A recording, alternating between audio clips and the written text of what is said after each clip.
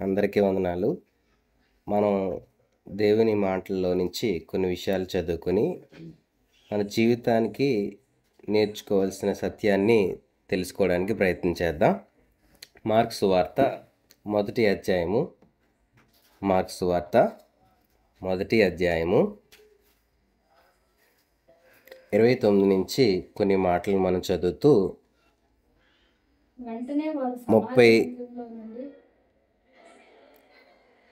38 వరకు ఆ విషయాలను చదువుతూ ఆ 38వ మాట యొక్క విషయాన్ని నేర్చుకోవడానికి ప్రయత్నం చేద్దాం.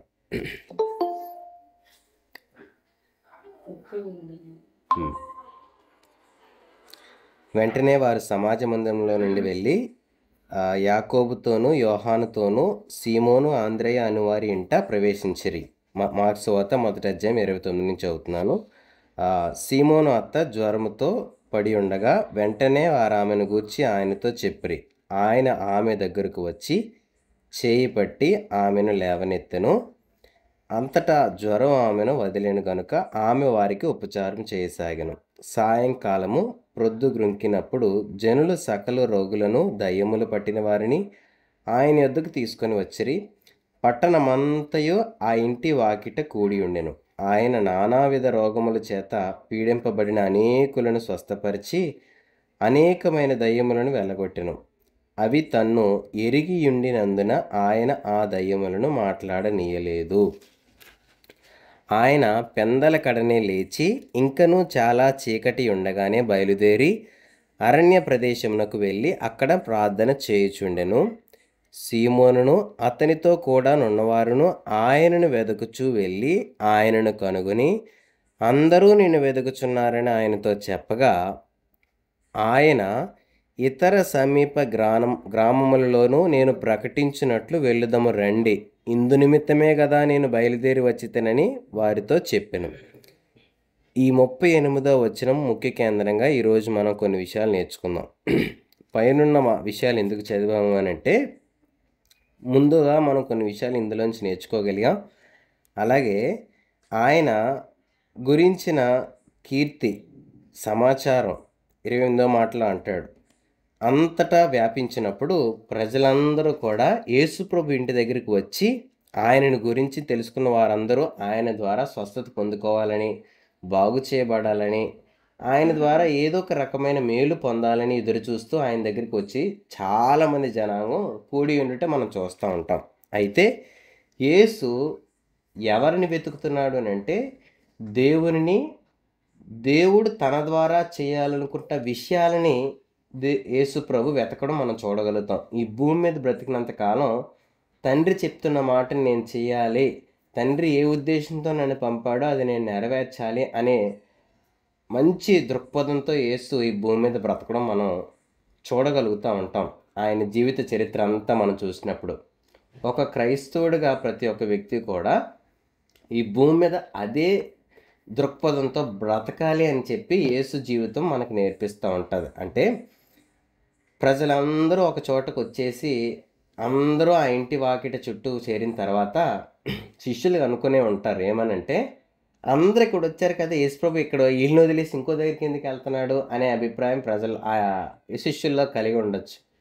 మరి అందరూ కూడా ఏంటి మేమందరం మీ దగ్గరికి వస్తే యేసుప్రభు ఎక్కడికో వెళ్ళిపోయాడు చూడండి ఎతకండి అంటే, వీళ్ళు ఎత్తుక్కొని వెళ్తూ ఆయన వెతికినప్పుడు ఏంటి ప్రభా అందరు నిన్ను వెతుకుతుంటే నువ్వు ఎక్కడికో వెళ్ళిపోతున్నావు అని అంటే, నేను ఇంకా తెలియని వారికి దేవుని గురించి నేను చెప్పడానికి బయలుదేరుతున్నాను, నేను ఆ విషయాలు వారికి పంచుకోవడానికి బయలుదేరుతున్నాను అన్నట్టుగా యేసు ప్రభు చెప్పడం మనం చూడగలుగుతాం.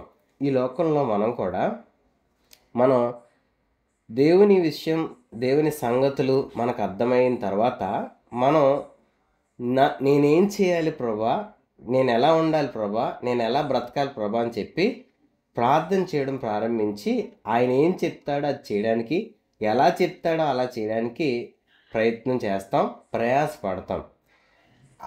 ఒకసారి ఆలోచించండి, క్రైస్తవ జీవితం ప్రారంభమైన మన మొదటి దినం నుండి ఈ రోజు వరకు మన ప్రోగ్రెస్, మన ఎదుగుదల, మన అభివృద్ధి ఎలా ఉంది అని అంటే ఏం చెప్తాం? ఒక క్రైస్తవుడిగా మన జీవితం ప్రారంభమైన మొదటి దినం నుండి ఈ రోజు వరకు మన అభివృద్ధి దినదినం చూసుకుంటే, పరీక్షించుకుంటే, పరిశీలించుకుంటే ఏమైనా మారిందా? ఏమైనా అభివృద్ధి చెందామా? ఏమైనా మార్పు చేర్పులు చేసుకున్నామా అని మనం పరిశీలించుకుంటే ఏం మార్పు చెందాం? ఇక్కడ మనకు 2 విషయాలు యేసుప్రభు జీవితం నేర్పిస్తూ ఉంటుంది. అక్కడ అందరూ కూడి ఉన్న ప్రదేశాన్ని వదిలి దేవుని దగ్గరికి ప్రార్థన చేయడానికి వెళ్ళి ఆయన ఏం చెప్పాడో ఆ పని చేయడానికి మరొక గ్రామానికి వెళ్ళడానికి సిద్ధపడ్డాడు. ఈరోజు మన జీవితంలో ఒక సమాధానకరమైన స్థితిని పొందుకోవడానికి దేవుని దగ్గరికి వస్తాం. వచ్చి అది పొందుకోగానే దేవుని వదిలేస్తాం. యేసుప్రభు అలా కాదు. అన్నీ పీస్ఫుల్గా సమకూడి ఒక ప్రదేశంలో ఉన్న తర్వాత దేవుడు ఏం చేయమంటాడని చెప్పి వెతుకుతూ అవన్నీ వదిలేసి అక్కడి నుంచి వేరే ప్రదేశానికి వెళ్ళడానికి ఇష్టపడ్డాడు. మనం వెతికేది, యేసుప్రభు వెతికేది ఒకటేనా? మనమేమో ప్రభువా అన్నీ నాకు అనుకూలపరచు, అన్నీ నాకు ఇష్టం వచ్చినట్లు చెయ్యి, అన్నీ నాకు నచ్చినట్లే అని చెయ్యి అని చెప్పి దేవుని వెతుకుతాం. యేసుప్రభు ఏమో అన్నీ అనుకూలంగా ఉన్న చోట దేవుడు ఏం చెప్తాడని వెతుకుతూ అన్నీ అనుకూలమైన వదిలేసి దేవునికి ఏది నచ్చుతుందో దాన్ని చేయడానికి పరిగెడతా ఉన్నాడు. యేసుప్రభు జీవితం వెతికితే నిజానికి ఒక క్రైస్తవుడు ఎలా బతకాలో నేర్చుకోగలుగుతాడు, ఎలా జీవించాలో అర్థం చేసుకోగలుగుతాడు. ఈరోజు ఈ మాటను బట్టి మనం అర్థం చేసుకోవాల్సిన విషయం ఏంటంటే, నీ పట్ల దేవుని ప్రణాళికను ఆపేసే సందర్భాలు ఏంటో, ఆపేసే పరిస్థితులు ఏంటో వాటిని మనం దూరపరుచుకొని దేవుని ఉద్దేశాన్ని వెతికేవారుగా మనం మారాలని. ఈ మాటను బట్టి మనం ఏం నేర్చుకోవాలి అంటే, దేవుడు మన పట్ల ఏమి ప్రణాళిక కలిగి ఉన్నాడో దాన్ని ఆపే విషయాలు ఏంటో గుర్తించి వాటికి దూరంగా జరిగి ఏది నేను దేవుని చిత్తం చేయాలని చెప్పి దేవుని దగ్గరికి వెళ్ళడానికి, ప్రార్థన చేయడానికి, దేవునితో మాట్లాడుకోవడానికి, దేవుని వాక్యం చదువుకొని దాన్ని అర్థం చేసుకోవడానికి ప్రయత్నం చేసే జీవితానికి ప్రతి ఒక్కరూ ఎదగాలి. ఇది మనం ప్రతిరోజు చేయడం ప్రారంభిస్తే మనం దేవుడు ఈ భూమి మీదకి వచ్చేసరికి ఒక సంపూర్ణమైన జీవితాన్ని పొందుకొని దేవుని దగ్గరికి వెళ్ళగలుగుతాం. అలాంటి జీవితం కొరకు యేసుప్రభు జీవితం మనకి చాలా విషయాలు నేర్పిస్తూ ఉంటుంది. కొన్ని విషయాలు మనల్ని ఈ లోకంలో ఆపేస్తూ ఉంటాయి. ఏంటి మన జీవితంలో అలాంటివి ఆపేసేవి అని అంటే, మనం కొన్ని విషయాల్ని నేర్చుకోవడానికి ఈరోజు ప్రయత్నం చేద్దాం. అవి మనల్ని ఆపకుండా దేవుని కోసం బతకడానికి నేర్చుకోవడానికి ప్రయత్నం చేద్దాం. మొదటిది ఏంటనంటే, హెబ్రీయులకు రాసిన పత్రిక 13వ అధ్యాయము 5వ వచనం చదువుదాం. హెబ్రీయులకు రాసిన పత్రిక 13వ అధ్యాయము 5వ వచనాన్ని చదువుదాం. ధనాపేక్ష లేని వారై మీకు కలిగిన వాటితో తృప్తి పొంది ఉండుడి. నిన్ను ఏ మాత్రమును విలువను, నిన్ను ఎన్నడను ఎడబాయను అని ఆయనే చెప్పాను కదా. కాబట్టి సరిపోతుంది. ఇక్కడ విషయాన్ని గమనించండి. ఆయన ఏం చెప్తున్నాడంటే, ధనాపేక్ష లేకుండా బతకండి, నేను నీతో ఉంటానని చెప్తున్నాడు. నేను నిన్ను విడువను, నేను నీతో ఉంటానని చెప్తున్నాడు. నువ్వు నీ ఆశ నా మీద పెట్టుకోగాని డబ్బుల మీద పెట్టుకోవద్దని చెప్తున్నాడు. ఇప్పుడు దేవుడి నుంచి దూరం చేసేది ఏంటనంటే, మనకేం అర్థం అవుతుంది? మొదటిది, డబ్బులు ఏం చేస్తాయి? దేవుడి నుంచి దూరం చేస్తాయి. నిన్ను దేవుని ప్రణాళికలోంచి ఆపే ప్రధానమైన పెద్ద ఘట్టం ఏంట్రా బాబు అని అంటే డబ్బులు. అవి ఎలాగ ఆపుతాయి అని అంటే, ఒక సంఘటనని ఊహించండి. మన కుటుంబంలో ఎవరైనా మనకు బాగా దగ్గర బంధువులు మంచిగా ఇల్లు కొనుక్కుంటున్నారు, స్థలాలు సమకూర్చుకుంటున్నారు, ఆస్తులు సమకూర్చుకుంటున్నారు, బాగా ఎదుగుతున్నారు, అన్నీ పొందుకుంటున్నారు అని అంటే మనలో ఏ రకమైన అసూయ కలగకుండా ఉంటుందా? ఉంటుందా? ఎక్కడో తెలియని లోపల ఒక ఆలోచన వస్తుంది, ఏటా అలా ఎదిగిపోతుంది, మనకు ఏమైనా చూస్తే బాగుంది, మన మీద ఎడుతారు ఇంకా అన్నమాట అనకుండా ఉండగలమా? ఏదో లోపల ఆశ, ఆలోచన పుడతా ఉంటుంది. నిన్ను పట్టించుకునేది ఎవరో, నీతో ఉన్నది ఎవరో అని ఎందుకు మర్చిపోయాం? డబ్బు అలా చేస్తుంది. ఎవరో ఎదిగిపోతున్నారని, ఎవరో పైకి వెళ్ళిపోతున్నారని, ఎవరో అభివృద్ధి చెందేస్తున్నారని, నీతో దేవుడు ఉన్నాడని మర్చిపోయి, నీకు ఏది కావాలో ఇచ్చేవాడు నీకు అన్నీ చూసుకుంటాడని మర్చిపోయి, నీ అవసరం తీర్చేవాడు దేవుడని గుర్తించకుండా మనుషులు ఎదుగుతున్న దాన్ని బట్టి, మనుషులు పొందుకున్న దాన్ని బట్టి, మనుషులు సమకూరుస్తున్న దాన్ని బట్టి నీకేలా, నీకెందుకు బాధ? ఒకసారి ఈ మాటని చదువుదాం. మత్తయి సువార్త 19వ అధ్యాయము. మత్తయి సువార్త 19వ అధ్యాయము 24వ వచనం చదువుదాం. ఇది గాక 23. యేసు తన శిష్యులను చూచి, ధనవంతుడు పరలోక రాజ్యంలో ప్రవేశించడం దుర్లభమని మీతో నిశ్చయంగా చెప్పుచున్నాను. అంటే ఏంటి అర్థం? వెళ్ళలేరని. ఇప్పుడు డబ్బులు పట్టుకొని నువ్వు దేవుని దగ్గరికి వెళ్ళలేవురా బాబు అని దేవుని మాట చెప్తుంటే, డబ్బు వెంబడి ఎవరో సంపాదించుకుంటున్నారు, సమకూర్చుకుంటున్నారని చెప్పి మనకెందుకు అసూయ, మనకెందుకు బాధ? మనం ఏ విషయాల్లో తృప్తి కలిగి ఉండాలో వాటి విషయాన్ని వదిలేసి వేటి విషయాల్లో మనం దృష్టి ఉంచాలో దాని విషయంలో మనం దృష్టి ఉంచకుండా తప్పిపోతూ ఉంటాం. దేవుని ప్రణాళిక నీ పట్ల ఉంది అని అంటే నీ బాధ్యత అంతా ఆయన చూసుకుంటాడు. నీ జీవితం అంతా ఆయన గ్రంథంలో లిఖితమై ఉందని చెప్తా ఉంది. కాబట్టి ఒకరు డబ్బులు సంపాదించుకుంటున్నారు అన్న అసూయ ఎప్పుడైనా మనలో కలుగుతుంది అని అంటే మనకు ధనం మీద ఆశ ఉందని, అది మనల్ని తప్పుదోవగా నడిపిస్తుందని చెప్పి ఖచ్చితంగా ఈరోజు మనం గుర్తించి ఒకరు సంపాదించినంత మాత్రాన మనలో ఎక్కడ అసూయ కలగకూడదు. రెండోది, నీ డబ్బులు పోతే ఎప్పుడైనా లోపల ఏదైనా చివుక్కుమన్నదా? డబ్బులు పోతే డబ్బులు కానీ వస్తువులు కానీ విలువైనవి ఏదైనా పోగొట్టుకున్నప్పుడు లోపల ఎప్పుడైనా బాధ కలుగుతుందా? ఎందుకు కలగదు? ఏది పోగొట్టుకున్నా బాధ కలుగుతుంది. అది కూడా ధనాపేక్షే. అదెలా ధనాపేక్ష అవుతుంది? నీకు వస్తువుల్ని పోగొట్టుకుంటే అదెలా అపేక్ష అని అంటే, వస్తువు నీవు ప్రమేయం లేకుండా దొంగతనం చేయబడినా, నీ దగ్గర నుంచి అపహరించబడినా, మరొకరు తీసుకున్నా, లాగేసుకున్నా, బలాత్కారంగా తీసేసుకున్నా, నీకు రావాల్సిన ఆస్తి ఒకరు పంచేసుకున్నా, ఒకరు లాగేసుకున్నా, నీలో ఏ రకమైన చింత ఉండకూడదు, ఏ రకమైన బాధ ఉండకూడదు, ఏ రకమైన చెడ్డ అభిప్రాయం తీసుకున్న వ్యక్తుల మీద కలగకూడదు. ఎందుకు? ఆయన ఏమన్నాడు ఆ మాటలోని? హెబ్రీయులకు రాసిన పత్రిక 13వ అధ్యాయం 5వ వచనంలో. మరొకసారి చదవండి ఆ మాట. హెబ్రీయులకు రాసిన పత్రిక 13వ అధ్యాయం 5వ వచనం. నీకు కలిగిన వాటితో తృప్తి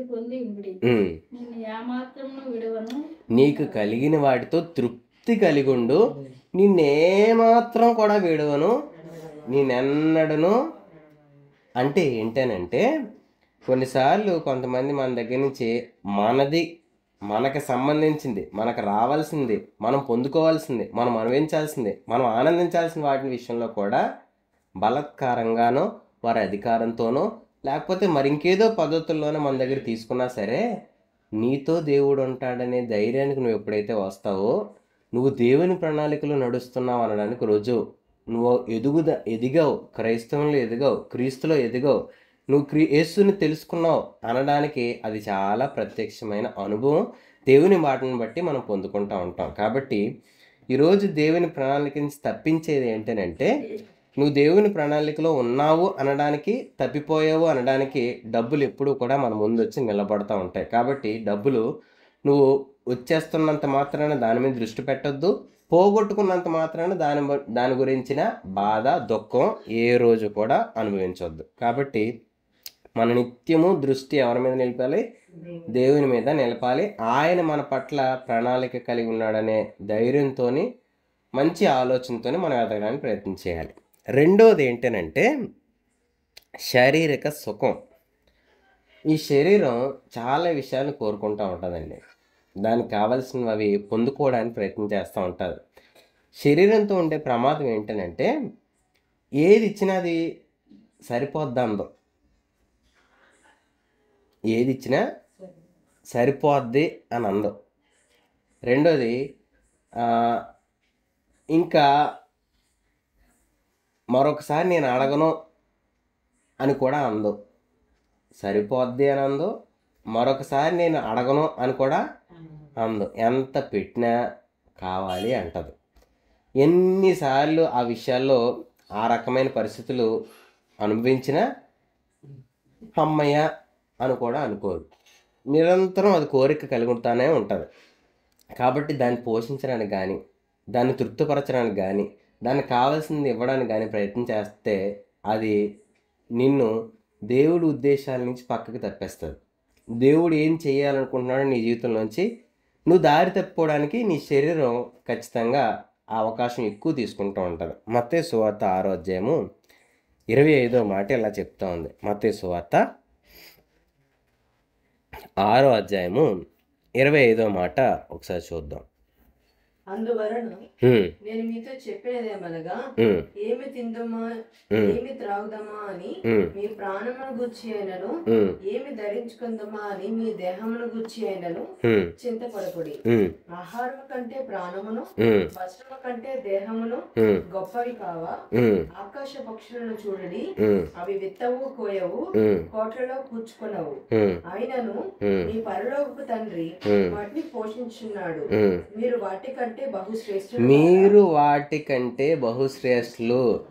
నేను వాటి గురించి చాలా దృష్టి కలిగి వాటి ఆహారం అవి కూర్చుకోలేని సామర్థ్యం వాటికి లేకపోయినా, కూర్చుకునే సామర్థ్యం వాటికి లేకపోయినా నేను పోషిస్తున్నాను, నీకు సామర్థ్యం ఇచ్చాను, నేను వాటి కంటే నీ మీద ఎక్కువ దృష్టి కలిగి ఉన్నాను అని చెప్పి దేవుడు చెప్తా ఉన్నాడు. ఈరోజు మన శరీరానికి కావాల్సినవి బహుశా మనకి ఆర్థిక వనరులు సరిగా ఉండకపోయి ఉండొచ్చు. మంచి సంబంధాలు వ్యక్తులతో మనకు ఉండుండకపోవచ్చు. అంటే విలువైన గొప్ప వ్యక్తులతో మనకు సంబంధాలు ఉండుండకపోవచ్చు. ఆ విలువైన వారు మనకు ఉండుండకపోవచ్చు మన సంబంధాలలో. లేక మనం తీర్చుకోగలిగిన అవసరాతలో తీర్చుకోగలిగిన పరిస్థితులు కావాల్సిన స్థితిగతులు మన జీవితంలో ఉండుండకపోవచ్చు. కానీ ఏ రోజు మన అవసరత తీరకుండా ఉండదు. ఎందుకో తెలుసా? దేవుడు మన పట్ల దృష్టి కలిగి ఉన్నాడు. ఎంత కరువు వచ్చినా, ఎంత హుదూదులాంటి తుఫాన్లు వచ్చినా, ఎంత తలకిందులు అయిపోయిన పరిస్థితులు వచ్చినా, ఆ పూట అన్నం తిన్నాం కదా మనం. ఆ రోజు దినం గడిచింది కదా, ఆ సంవత్సరం దాటింది కదా, ఆ దినం దాటింది కదా, ఆ నెల దాటేసింది కదా. ఎంతో భయంకరమైన తుఫాన్లు దాటుకొని మనం, వైరస్లు దాటుకొని మనం వచ్చేసామా లేదా? వచ్చేసాం. ఎందుకు వచ్చేసాం? నీ పట్ల నా పట్ల దేవుడు ప్రణాళిక కలిగి ఉన్నాడు కాబట్టి అవన్నీ దాటుకోగలిగాం. ఈరోజు శరీరం కొన్నిసార్లు శ్రమపరచుకోవడానికి మనం ఇష్టపడక దాన్ని తృప్తిపరచుకోవడానికి ఎప్పుడైతే ప్రయత్నం చేస్తామో దేవుని మాట వినడం కూడా ఆగిపోతుంది. ఎందుకు? మన శరీరాన్ని ఏది కావాలో అది తృప్తిపరచుకోవడానికి వెతికేటప్పుడు దేవుడు ఏం చెప్తున్నాడు అది ఎలా వినగలం? మనం వింటామా? ఇప్పుడు దేవుడు ఏం చెప్తాడంటే ఈరోజు పూట మానే ఆహారం అని అంటాడు. ముందు బిర్యానీ తెచ్చేది ఏం మానేస్తాం మనం? శరీరం ఏమంటుంది? ఈ ఒక్క పూటకి తినేద్దాం, రేపు మానేద్దాం అంటుంది. ఈ ఒక్క పూటకి తినేద్దాం, రేపు మానేద్దాం అని అంటుంది. శరీరం కావాల్సిన దాన్ని నువ్వు వెతికేటప్పుడు దేవుని స్వరం వినపడదు, దేవుని మాట అర్థం కాదు. దేవుడు ఏం చెప్తున్నాడా విందామనే ఆ వెతుకులాట రాదు, ఆ మెలకు రాదు. ఎందుకు? శరీరం ఏం కోరుకుంటుందో అది ఇవ్వడానికి నువ్వు ఎప్పుడూ రెడీగా ఉన్నావు కాబట్టి దేవుడు ఏం చెప్తాడో అది వినడానికి నీ శరీరానికి అసలు అవకాశమే లేదు. కాబట్టి నేను దేవుని స్వరం వినలేకపోతున్నాను, దేవుని మాట అర్థం చేసుకోలేకపోతున్నాను, దేవుడు ఏంటో సంగతులు నాకు తెలియట్లేదు అని అంటే నువ్వు శరీరాన్ని తృప్తిపరుస్తున్నావేమో పరిశీలించుకోవాలి, శరీరానికి ఎక్కడైనా పోషిస్తున్నావేమో పరిశీలించుకోవాలి.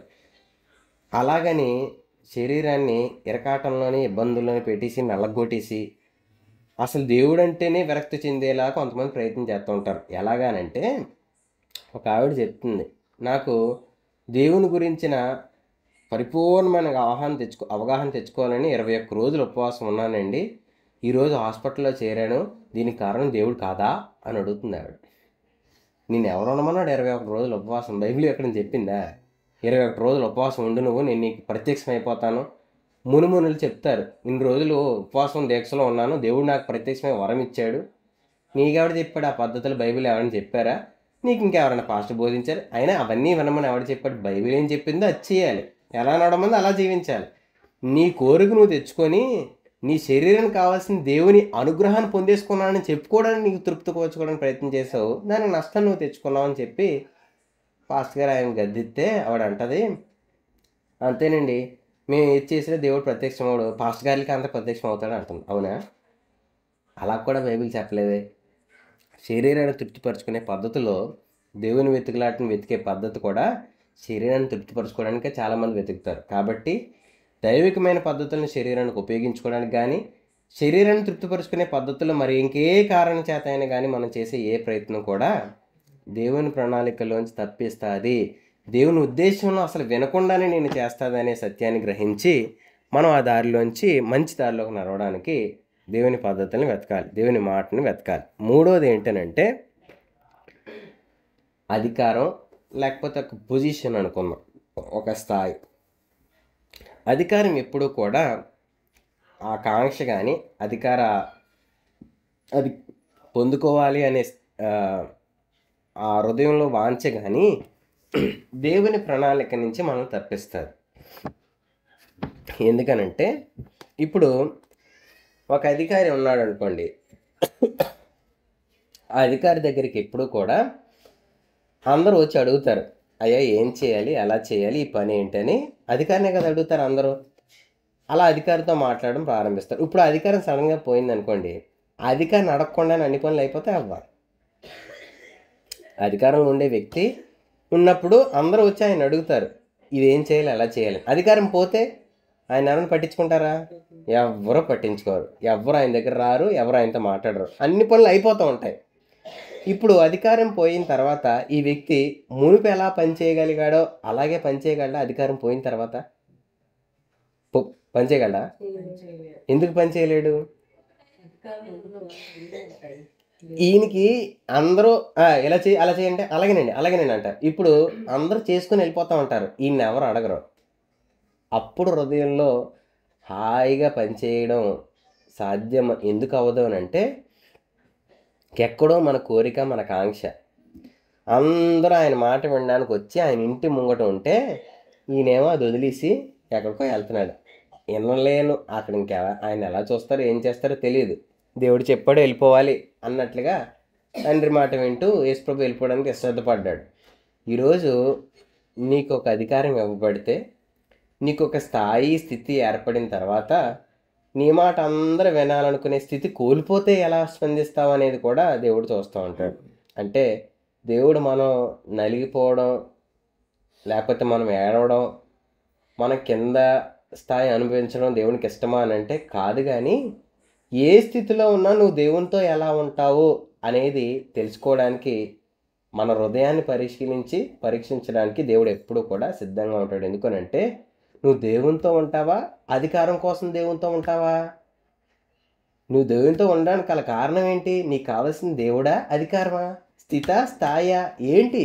దేవునితో ఉండడానికి మన కారణం అనేది దేవుడు ఖచ్చితంగా పరిశీలిస్తూ ఉంటాడు. ఒకసారి ఈ మాట చదువుదాం. లూకా సువార్త 25వ అధ్యాయము 22వ మాట చదువుదాం. లూకా సువార్త 25వ అధ్యాయము 22వ మాట. 25 కాదా, క్షమించండి.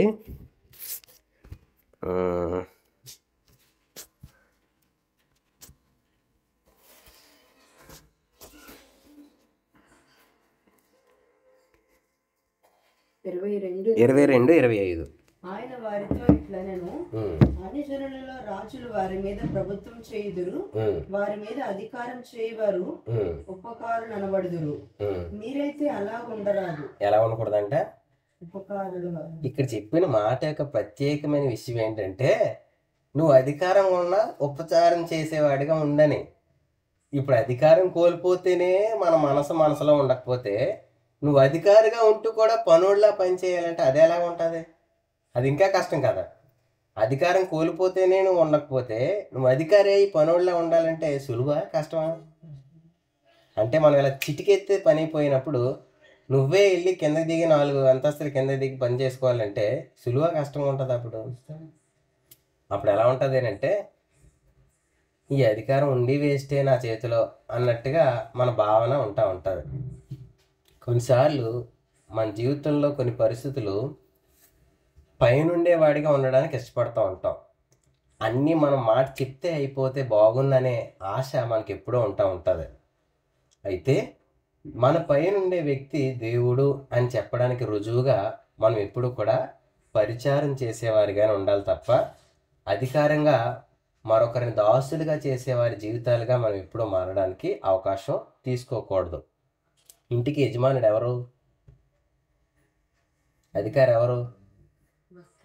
భర్త. ఇప్పుడు అధికారి ఏమవ్వాలి? పరిచారకుడు అవ్వాలా?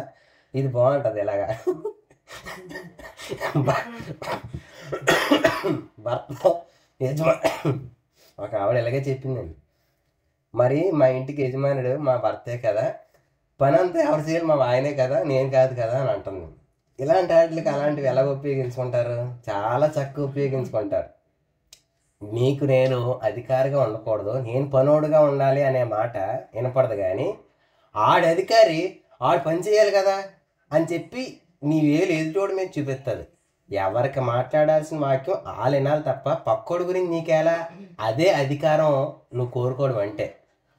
ఆడికడా అధికారి ఆడు పని చేయాలి కదా, నువ్వు ఎదుటోడి వేలు మీద చూపిస్తున్నావు అంటే నువ్వు అధికారిగా ప్రవర్తిస్తున్నావు అనేది గ్రహించి నన్నేం చేయమంటున్నాడు దేవుడు అనేది చూడాలి తప్ప నా పక్కోడిని ఏం చేయమంటున్నాడు, నా ఎదుటోడిని ఏం చేయమంటున్నాడు, నా పయ్యోడిని ఏం చేయమంటున్నాడు, అది నీ పని కాదు. నిన్నేం చేయమంటున్నాడు నువ్వు అది చెయ్యాలి. అలా చేయడం దేవుడు కోరుకుంటున్నాడు.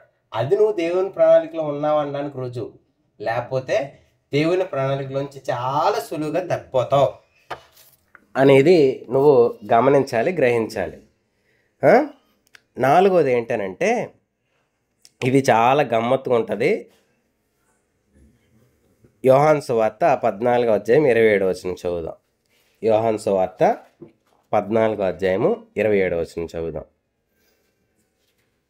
శాంతిని కనుగరించి వెళ్ళుచున్నాను, నా శాంతిని కనుగరించుచున్నాను. లోకమిచ్చినట్లుగా నేను మీకు అనుగ్రహించలేదు. మీ హృదయములను కలవరపడనీయకుడి, వెరవనీయకుడి. ఈ మాట మీకు అర్థమయ్యే ఉందా? యోహాను సువార్త 14:27 లోకం ఇచ్చినట్లుగా నేను నా శాంతిని మీకు ఇవ్వట్లేదు, నా శాంతిని మీకు అనుగ్రహిస్తున్నాను అంటున్నాడు. ఇక్కడ ఈ మాట చదివినప్పుడు నాకు ఒక ప్రత్యేకమైన విషయం దేవుడు ఆలోచనలోకి తీసుకొచ్చారు. ఏంటనంటే, పీస్ లేదు, నెమ్మది లేదు అని ఎప్పుడైనా అనిపించిందా? కొన్ని పరిస్థితుల్లో కానీ, మన ఇంట్లో కానీ, కొన్ని సంఘటనల్లో కానీ ఎప్పుడైనా భావన వచ్చిందా?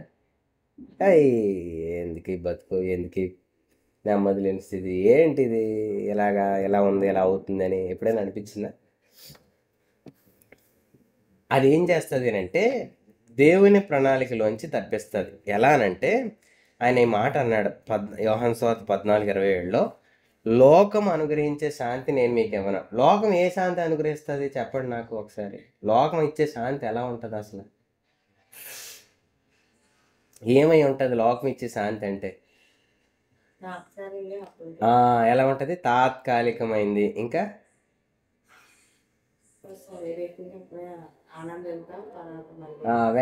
వెంటనే ఆనందం కలుగుతుంది.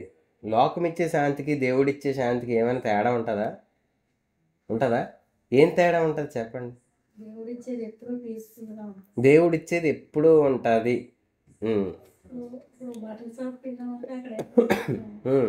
కొత్త బట్టలు కొన్నామంటే అవి ఒక మాసిపోయేంత వరకు, లేకపోతే అవి కొంతకాలం రంగు పోయేంత వరకు ఆనందం ఉంటుంది, పోతుంది. అది దేవుడిచ్చేది అయితే మనం పొందుకున్న అనుభూతి నుంచి మనం చచ్చేంత వరకు ఉంటుంది అనేది మనకి పొందుకున్న అనుభవాలను బట్టి మనం చెప్తూ ఉంటాం. లోకం ఇచ్చేదైతే తాత్కాలికమైంది, దేవుడిచ్చేదైతే శాశ్వతమైందని. మరి దేవుడితో నువ్వు ఉండే అనుభూతి నిన్ను దేవుడు వదిలేస్తున్నాడా మధ్య మధ్యలో?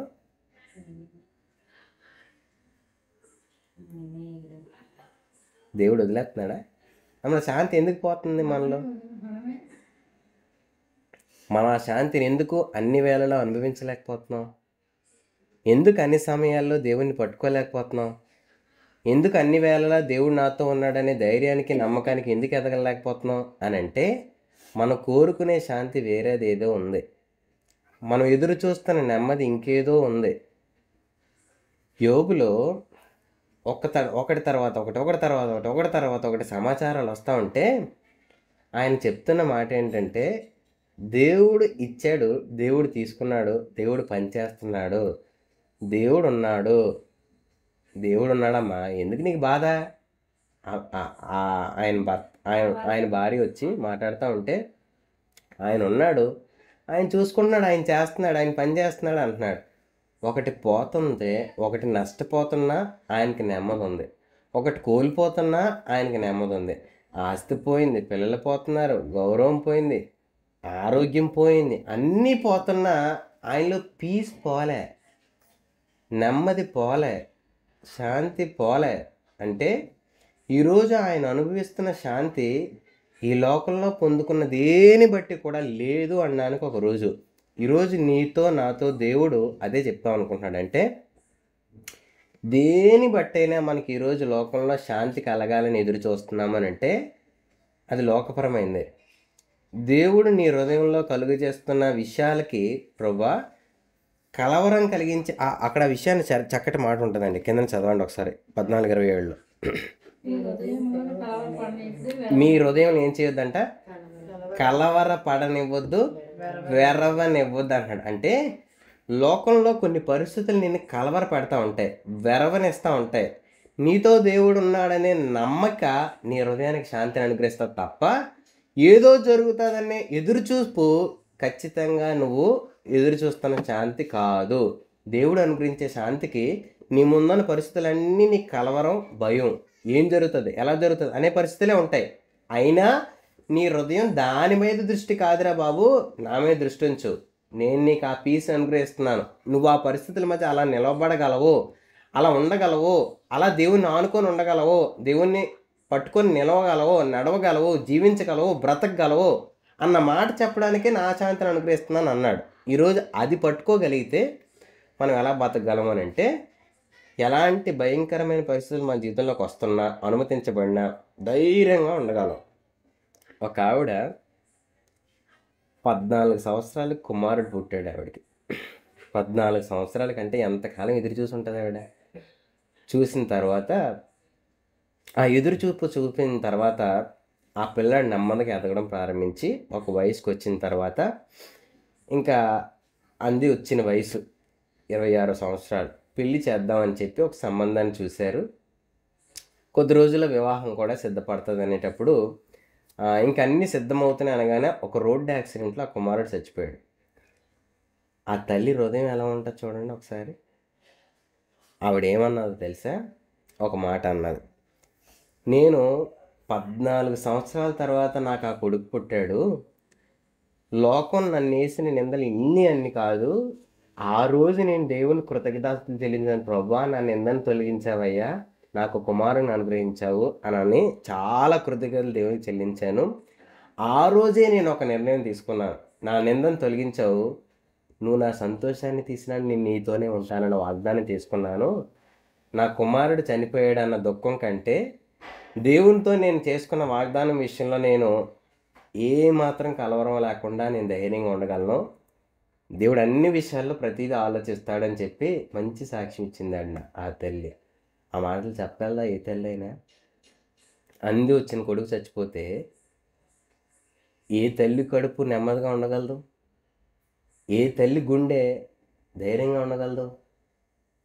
14 ఏళ్ళ నిరీక్షణతో పుట్టిన కొడుకు అంటే ఆవిడకి ఎంత వయసు వచ్చి ఉంటుంది? 25 ఏళ్ళు, 25 అంటే అదొక 25, ఇదొక 15 అంటే ఒక 40 ఏళ్ళు. ఈవిడికి ఒక 20 ఏళ్ళు వేసుకున్న 60 ఏళ్ళు. ఆ వయసులో అలాంటి కుమారుడు చనిపోతే నా బతికి ఎలాగో ఇప్పుడు అన్న భయం రావాలి. ఇప్పుడు ఏంటి పరిస్థితి అన్న ఆలోచనలు రావాలి. ఏమీ లేదు, నా దేవుడికి తెలిసి ప్రతిదీ, ఆయనకి ఎప్పుడేం చేయాలో ఎలా చేయాలా అన్న నిరీక్షణకి ఆవిడ ఎదురు చూస్తూ నిలబడింది. ఈరోజు కొన్ని పరిస్థితులు మనకి ఎలా ఉంటాయనంటే ఏమవుతుందో ఎలా జరుగుతుందో అనిపిస్తుంది.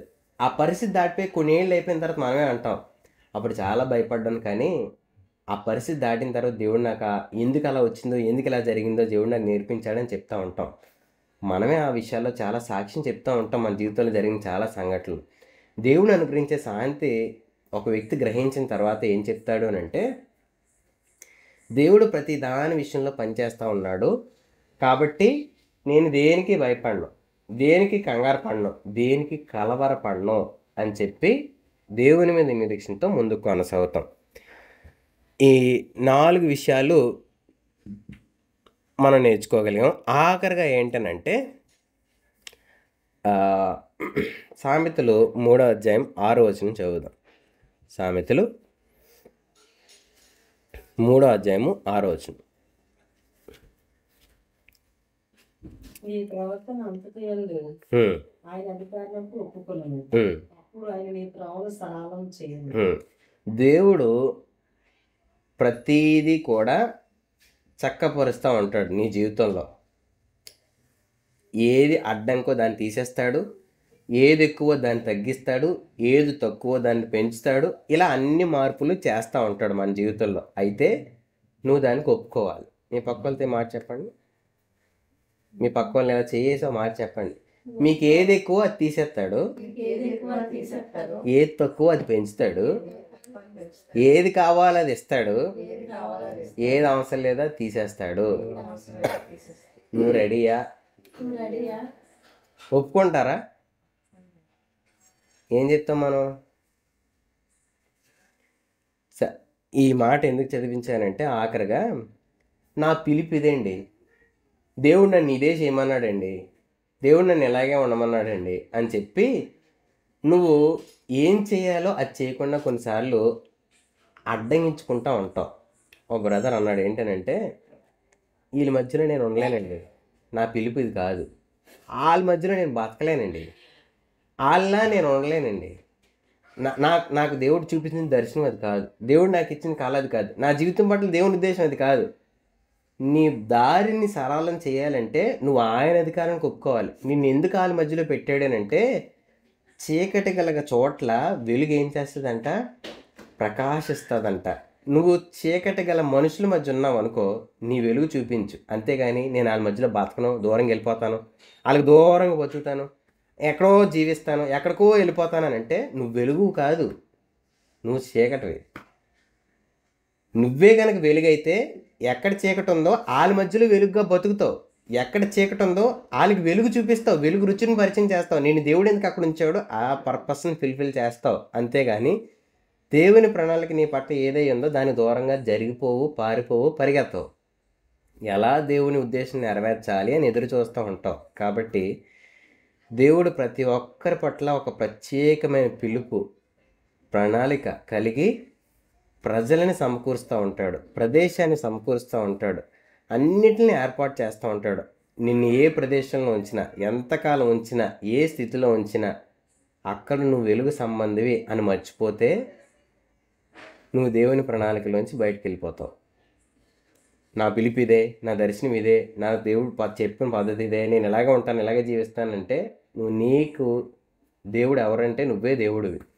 నీకు దేవుడు ఆయనే ఉన్నాడు అనుకో, పరముందున్నవాడు, ఆయన చెప్పినట్టుగా నువ్వు బతుకుతావు. కాబట్టి అలా మనం జీవించడానికి దేవుని మాటను పట్టుకొని బతకడానికి ప్రయత్నించేద్దాం. ప్రార్థన చేసుకుందాం.